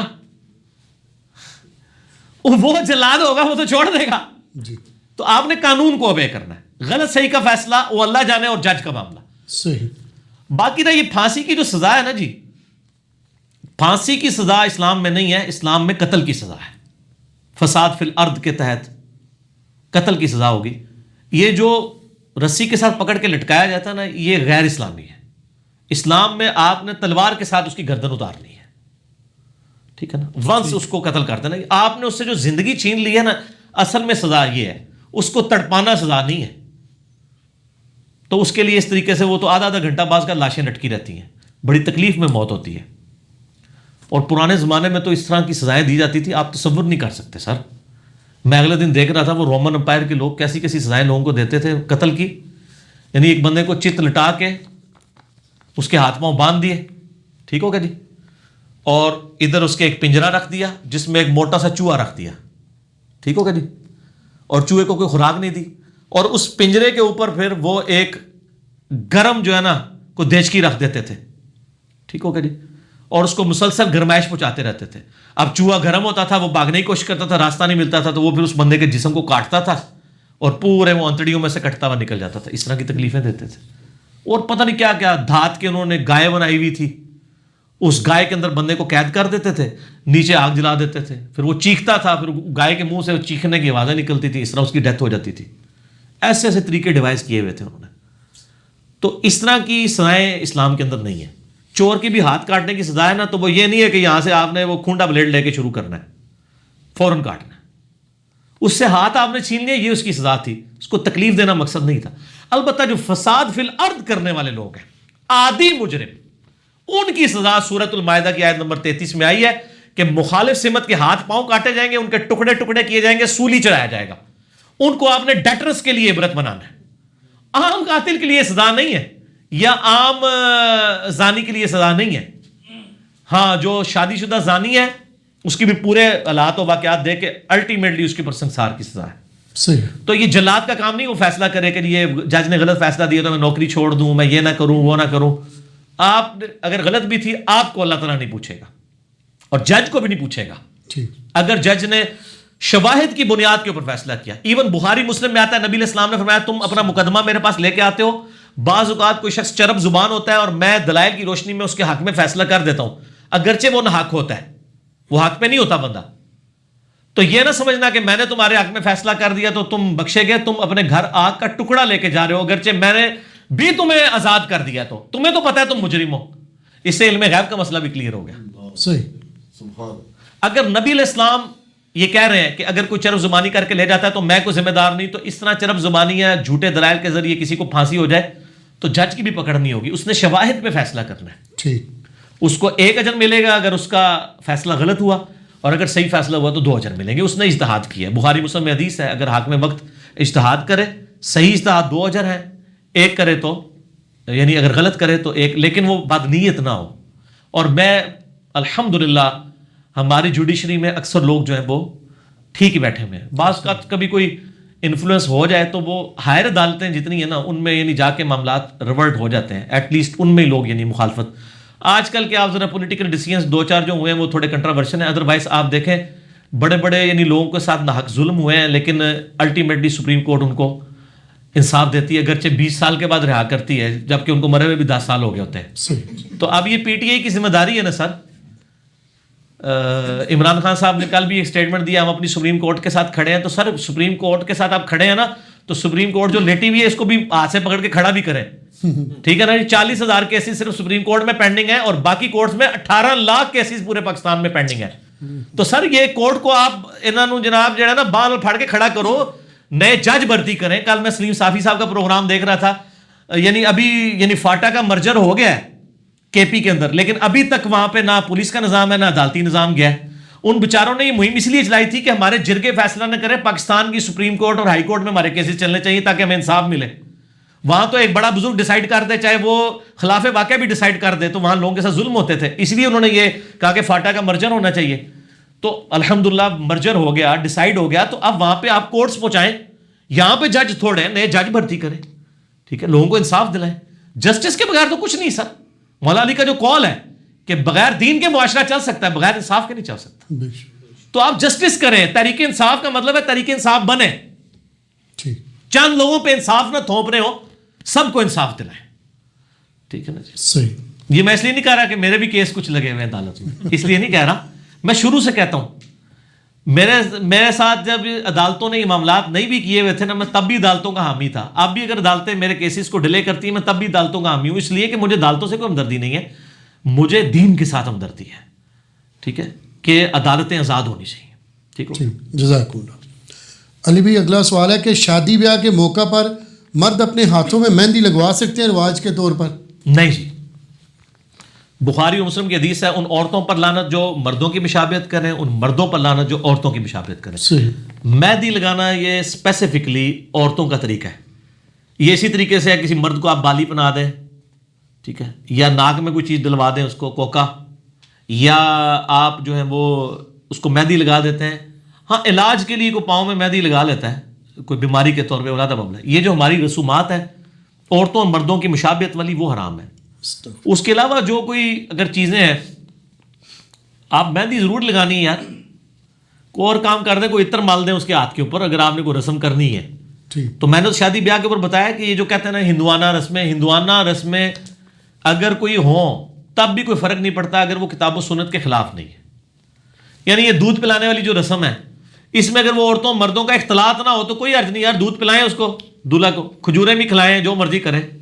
لیکن اگر ایک وہ سالی لے کے عورتیں لے کے بیٹھ گئی ہے تو سر یہ تو وہ دودھ پلانا مسئلہ نہیں ہے، ان عورتوں کا وہاں پہ کھڑا ہونا مسئلہ ہے.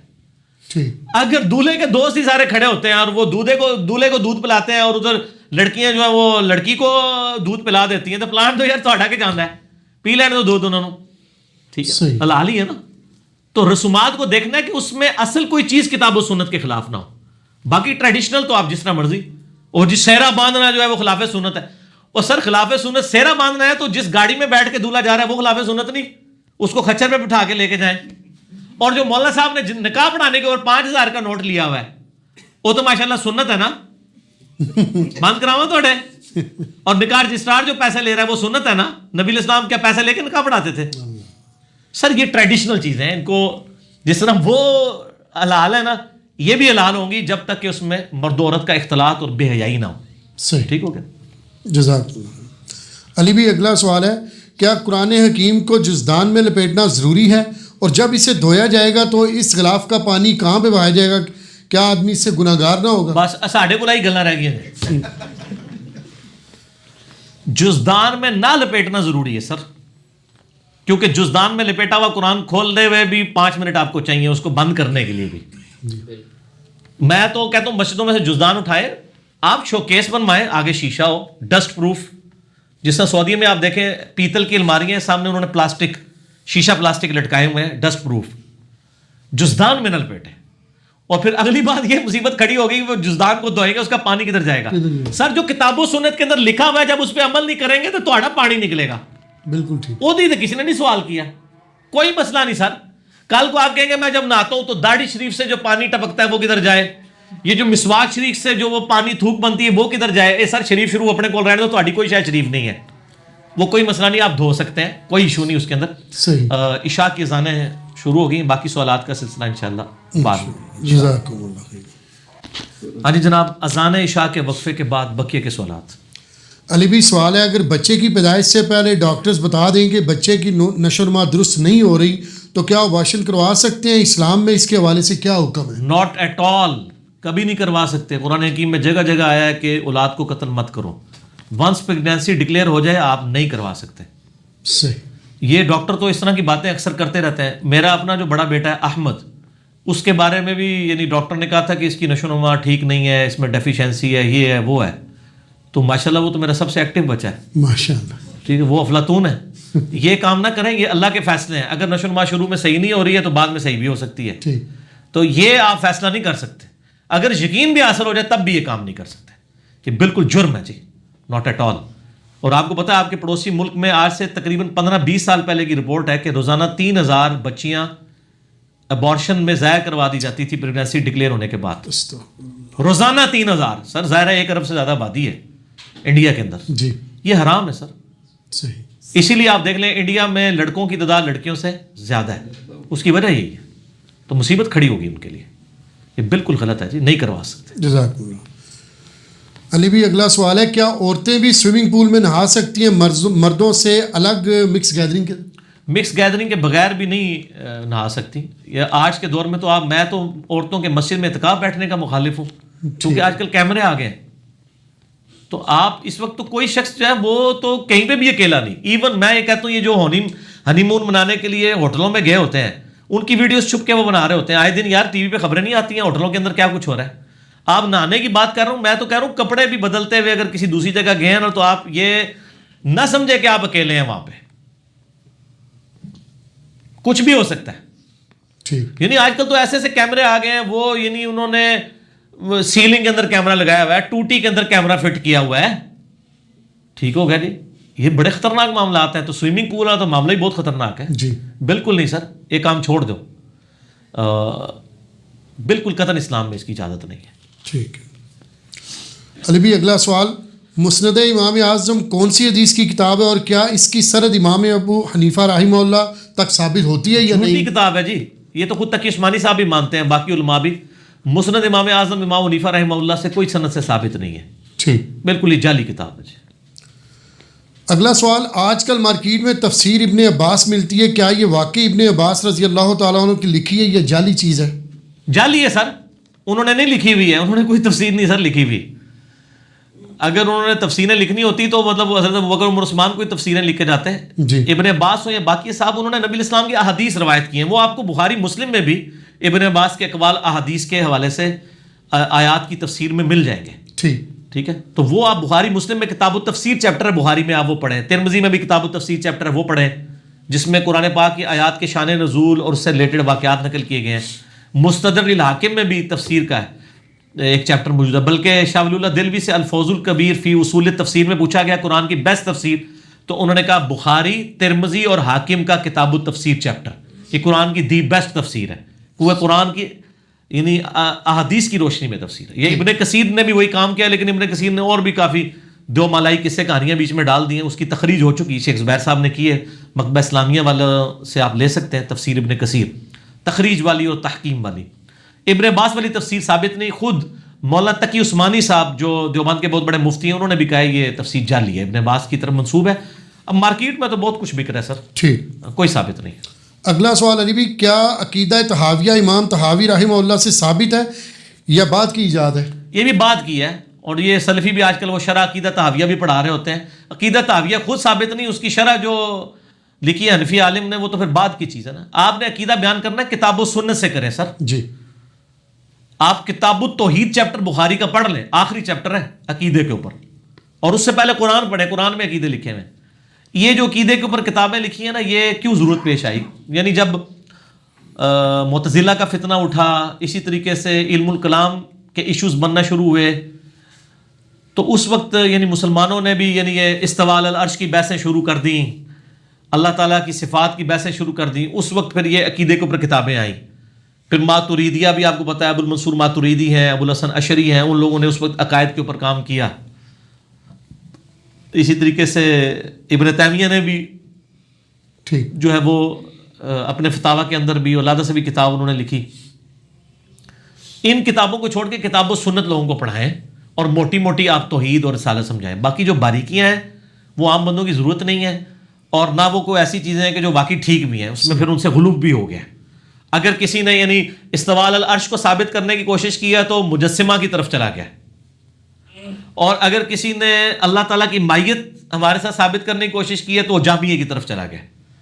اسی لیے ہم کہتے ہیں درمیان کا عقیدہ. میرا استواء علی العرش آپ یوٹیوب پہ جا کے لکھیں تو عقیدہ کھل جائے گا, تو آپ کو پتہ چل جائے گا کہ عقیدہ کیا ہونا چاہیے. ٹھیک ہے علی بھی, اگلا سوال ہے, اگر کتا یا خنزیر کپڑوں کو ٹچ کر کے نکل جائے تو بعد میں ایسے آدمی پر غسل کرنا فرض ہوگا یا نہیں؟ فتاویٰ رضویہ میں لکھا ہے کہ اگر وہابی کسی مسجد میں نماز پڑھے تو اس مسجد کو دھونا ضروری ہے. جی, اور فقہ حنفی میں لکھا ہوا ہے کہ اگر کوئی شخص کتا اٹھا کے نماز پڑھے تو اس کی نماز ہو جائے گی, اگر کوئی اپنا بچہ اٹھا لے تو نماز نہیں ہوگی. کیوں نہیں ہوگی؟ اس لیے کہ بخاری مسلم میں لکھا ہے کہ نبی علیہ السلام اپنی نواسی امامہ کو اٹھا کے نماز پڑھا کرتے تھے, اور حسن و حسین بھی ان کے کندھے پہ چڑھ جاتے تھے. چونکہ وہ حدیث میں لکھا ہے تو ہم نے اس کے الٹ چلنا ہے.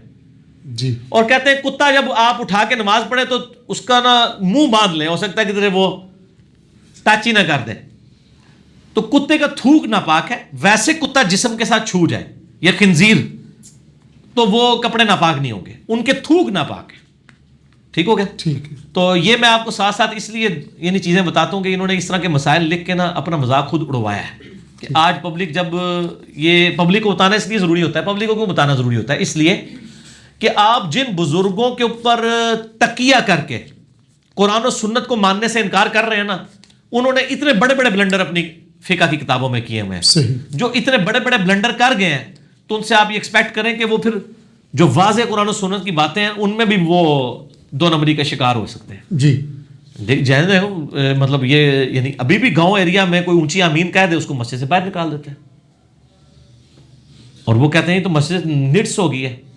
یہی کام اگر سعودی حکومت شروع کر دے کہ جو بغیر اونچی آمین اور بغیر رفع دین کی نماز پڑھے تو اس کو حرم سے نکال دیں گے، تو یہ حرم میں جا سکتے ہیں؟ نہیں جی. خدا کے لیے حیا کریں، اس قسم کی باتیں لوگوں کو بتانے سے گریز کریں. اور پھر ان کی نفرت ایک دوسرے کے مکمہ فکر سے زیادہ ہوتی ہے بنسبت کافروں سے. ہم تو کہیں کافروں سے بھی نفرت نہ کریں، ان کی بدعقیدگی سے نفرت کریں، ہیومن ڈگنیٹی میں رسپیکٹ دیں. ٹھیک ہوگا جی؟ آج سوال ختم ہو گیا. ٹھیک ہے جی. اللہ تعالیٰ سے دعا ہے جو حق بات میں نے کہی اللہ تعالیٰ ہمارے دلوں میں راسخ فرمائے. آمین ثم آمین. اگر جذبات میں میرے منہ سے کوئی غلط بات نکل گئی اللہ تعالیٰ ہمارے دلوں سے معاف کر دے اور ہمیں کتاب و سنت کی تعلیمات پر عمل کر کے دوسرے بھائیوں تک پہنچانے کی توفیق عطا فرمائے. آمین. سبحانک اللہم و بحمدک اشہد ان لا الہ الا انت استغفرک و اتوب الیک وما علینا الا البلاغ المبین. جزاکم اللہ خیر. جزاکم اللہ خیر.